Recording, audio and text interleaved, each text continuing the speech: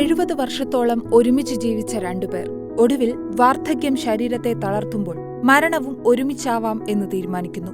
അങ്ങനെ നെതർലൻഡ്സിൽ അടുത്തിടെ ഒരു പ്രശസ്ത ദമ്പതിമാരുടെ ദയാവധം നടന്നു. നെതർലൻഡ്സ് മുൻ പ്രധാനമന്ത്രി ഡ്രിസ് വാൻ ആക്റ്റും ഭാര്യ യുജനി വാൻ ആക്റ്റും പരസ്പരം കൈകോർത്തു പിടിച്ചാണ് തങ്ങളുടെ അവസാന നിമിഷം കടന്നുപോയത്.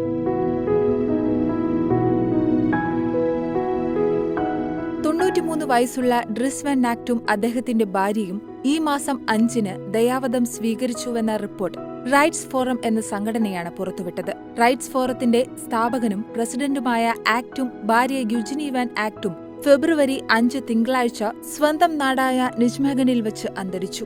70 വർഷത്തിലേറെയായി ഒരുമിച്ചുണ്ടായിരുന്ന ഇരുവരും കൈകോർത്ത് പിടിച്ചാണ് മരണം വരിച്ചത്. 93 വയസ്സായിരുന്നു ഇവരുടെ പ്രായം. റൈറ്റ്സ് ഫോറം അവരുടെ ഇൻസ്റ്റഗ്രാം പോസ്റ്റിൽ പറയുന്നു. ദമ്പതികൾ വാർദ്ധക്യ രോഗങ്ങളാൽ ഏറെ ബുദ്ധിമുട്ടിയിരുന്നുവെന്നാണ് റിപ്പോർട്ട് സൂചിപ്പിക്കുന്നത്. എന്നാൽ പരസ്പരം വേർപിരിയാനാവാത്ത വിധം സ്നേഹിച്ചിരുന്ന ഇവർ പരസ്പരം നഷ്ടപ്പെടുത്താനും ആഗ്രഹിച്ചില്ല. അങ്ങനെയാണ് ഇവർ ദയാവധം തെരഞ്ഞെടുത്തത്.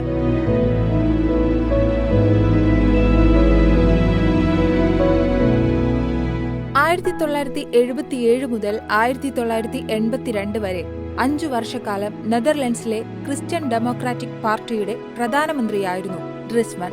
ഇസ്രായേൽ പലസ്തീൻ പ്രശ്നത്തിൽ പലസ്തീന് അനുകൂലമായെടുത്ത നിലപാടിന്റെ പേരിൽ അദ്ദേഹം 2017-ലാണ് പാർട്ടി വിടുന്നത്. പിന്നീട് 2019-ലാണ് ഡ്രിസ് വാൻ ആക്റ്റിന് മസ്തിഷ്ക രക്തസ്രാവമുണ്ടായത്. എന്നാൽ ശേഷം ഡ്രിസ് രോഗത്തിന് ചികിത്സ നേടിയിരുന്നുവെങ്കിലും രോഗവിമുക്തനായിരുന്നില്ല. കൂടാതെ അദ്ദേഹത്തിന്റെ ഭാര്യ യുജനിയും രോഗബാധിതയായിരുന്നു. നെതർലൻഡ്സിൽ 2002 മുതൽ ദയാവധം നിയമവിധേയമാണ്. സഹിക്കാനാവാത്ത ബുദ്ധിമുട്ടുകൾ ഉണ്ടാകുന്ന അവസരത്തിലോ രോഗവിമുക്തി നേടാനുള്ള സാധ്യത ഇല്ലാതാകുമ്പോഴോ ആണ് ഇതിനുള്ള അനുമതി ലഭിക്കുന്നത്.